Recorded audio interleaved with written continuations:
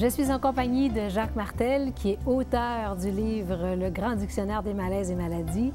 Jacques, bonjour. Bonjour, Annie. Déjà un 8e volume? Oui. Le pouvoir du Reiki. Qu'est-ce que c'est le Reiki? Ah, quand les gens me demandent qu'est-ce que c'est le Reiki, bon, la réponse toute faite, c'est le Reiki, c'est une technique de guérison par imposition des mains, utilisant l'énergie neutre, universelle, sans intention. Voilà. Donc, ça n'a rien à voir avec la médecine traditionnelle. On est vraiment dans une autre dimension là, avec ce livre. Oui, oui, bien, c'est une question énergétique, hein? Je veux dire, c'est quelque chose qui est à part, là, tu sais. Le lien qu'on peut faire par rapport au grand dictionnaire des malaises et maladies, on dit les pensées, les sentiments, les émotions qui ont amené le déclenchement de la maladie. Mais pensée, sentiment, émotion, là, c'est pas physique, ça. C'est pas physique, hein? C'est ça. C'est vraiment dans l'ordre de la pensée, oui, du ressenti. Avec le Reiki, qu'est-ce qui arrive? Parce qu'on dit que c'est une énergie de guérison. Si j'amène davantage d'énergie de guérison, bien, ça a des chances de changer mes pensées, mes sentiments, mes émotions, d'où le fait d'amener des guérisons aussi.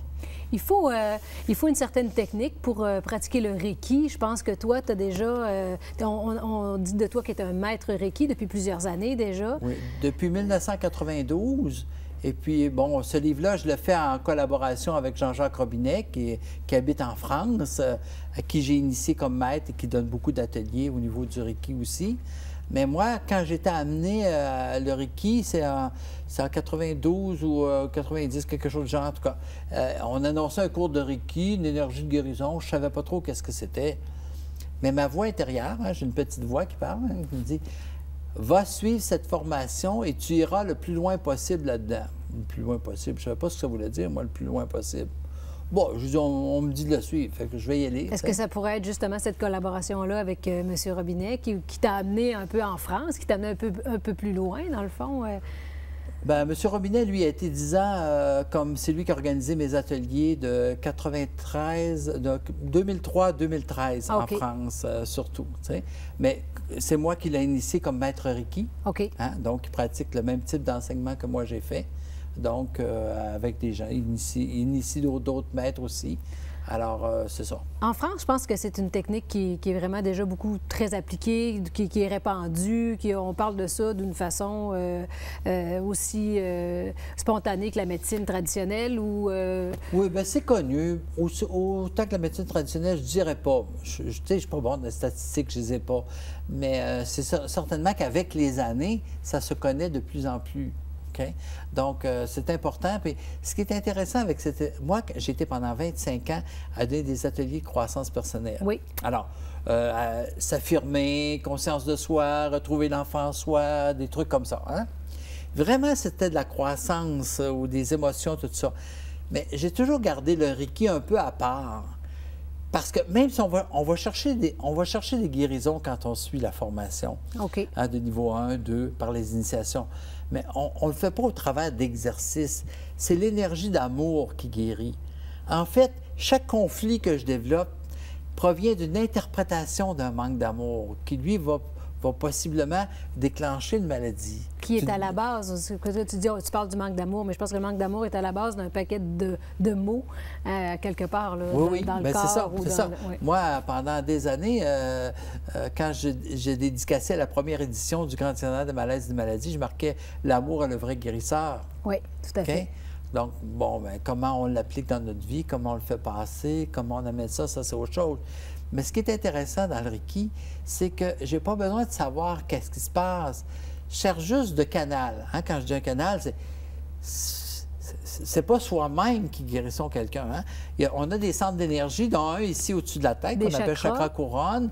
Hein? L'énergie, elle descend jusqu'au niveau du cœur, ici. Hein? Et la paume de ma main, c'est comme une extension de mon cœur. OK. OK? Donc, quand je mets mes mains sur la personne, c'est comme si je mettais mon cœur sur la personne. C'est à ce moment-là que... C'est l'énergie d'amour. Maintenant, qu'est-ce qu'elle va faire, l'énergie d'amour? Sur où elle va aller? Comment ça va fonctionner? Tout ça. On n'a pas besoin de le savoir. Pas besoin de le savoir. Le processus se fait. Puis, il va arriver à la personne ce qu'il y a de mieux pour elle. OK. Et c'est une façon qui est tout à fait sécuritaire. C'est ça qui est intéressant. Et une chose que je dois mentionner, c'est que moi, je vais insister davantage pour tous les gens qui, dans leur travail, ont à toucher à quelqu'un. Coiffeur, coiffeur, OK. Infirmier, infirmière. Un dentiste. Tout le monde qui touche à des gens, hein, ont avantage à suivre une formation en Reiki parce que ça les protège davantage. Parce que, je ne sais pas moi, les gens sont... Quand on touche à quelqu'un qui est en besoin, c'est comme s'il risque de tirer notre énergie. Ça, c'est un livre, j'imagine, qui est vraiment, c'est ça, utile à tous les gens qui doivent, comme tu dis, être en contact avec d'autres, même une poignée de main, même un contact public, etc. C'est un livre qui a énormément de contenu. Bien, il y a beaucoup de livres, Annie, qui existent sur le Reiki. Pourquoi en sortir un autre? Bien, c'est peut-être que... Jean-Jacques et moi, on a une façon différente d'apporter ça,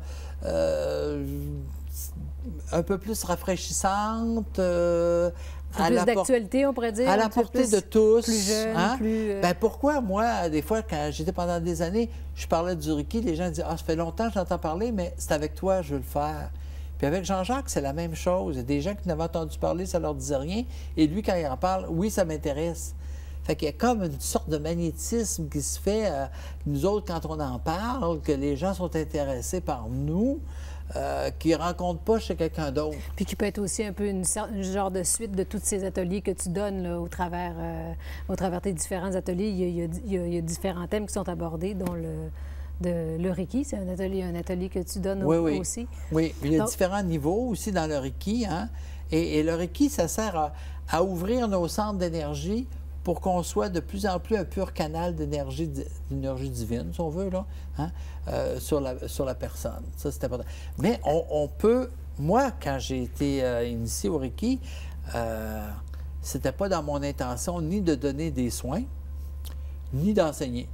OK, c'était vraiment une formation personnelle. Je le faisais pour moi, pour ouvrir ma conscience. J'étais en cheminement spirituel.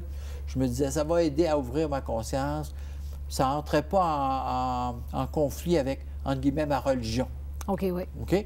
Parce que des gens, des fois, ils vont penser que c'est une religion. Ah, il y a un maître, il y a un fondateur, c'est un maître Reiki, il y a des initiations, on fait l'imposition des mains. Ouais, ça n'a pas rapport. C'est vraiment une technique de guérison. C'est une technique de guérison, c'est tout. Là. Ça ne rentre pas en conflit avec nos croyances religieuses.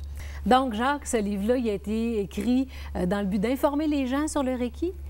Oui, davantage, parce que, tu sais, le Reiki est populaire, mais j'ai envie de dire, il n'y a pas de règles vraiment précises sur le Reiki ou une organisation qui... j'ai envie de dire, des fois, le Reiki est mis à toutes les sauces. T'sais. Parce que ça a été un mouvement qui a été vraiment présent il y a quelques années. Le Reiki, puis moi, je suis maître Reiki de 7e génération. On a le tableau dans le livre, là. Donc, il y a eu Mikao Zui, Shujiro Hayashi, Awayo Takata, Iris Ishikuro. Ensuite, il y a eu Arthur Robertson, Jean-Marc Pelletier, Jacques Martel. OK. Okay? Donc, tu sais, ça vient comme ça. Puis Jean-Jacques Robinet, c'est 8e génération. Donc, on peut dire qu'il y a eu vraiment une évolution du Reiki. Oui, mais on sait d'où viennent les enseignements aussi. Parce qu'il y a eu toutes sortes de lignages qui s'est fait. Des fois, les enseignements ont été déformés, mais on continue d'appeler ça le Reiki. Moi, je peux référer juste les gens que je connais à dire oui, c'est correct parce que je connais comment ils enseignent. Mais autrement, je ne peux pas le faire. Justement, comment est-ce qu'on choisit un bon maître Reiki? Il faut être bien intentionné. S'il faut se renseigner. Faut y aller avec notre cœur en demandant des guidés protégés, tout ça. Donc, c'est comme si mon subconscient va m'amener à la personne qui est la plus appropriée pour moi, là, tu sais. Parce que c'est facile de se tromper ou parce qu'il y a tellement de gens qui... Oui, bien, tu sais, tu as le Reiki Uzui, tu as le Reiki christique, tu as le Reiki ici, tu as 56 façons de Reiki. Bon, des fois, les gens, des fois, dans un atelier, des fois, je travaillais sur l'énergie comme ça, sur quelqu'un. Ah, tu fais du Reiki? Non, c'est pas du Reiki. C'est de l'énergie pareil, mais c'est pas le Reiki. Le Reiki, c'est d'une certaine façon. Ça, c'est du Reiki. C'est vraiment une... Mais il y a plein d'autres façons de travailler avec l'énergie. Il y a plein d'autres choses qui existent et qui sont bonnes aussi. Et tout ça est bien expliqué dans le livre. Bien, on sait plus à quoi s'en tenir. C'est ça qui est important. J'en reviens pas. Un 8e livre déjà en route. Félicitations et bonne continuité, Jacques. Merci beaucoup, Annie. Au plaisir. Merci. Bye-bye.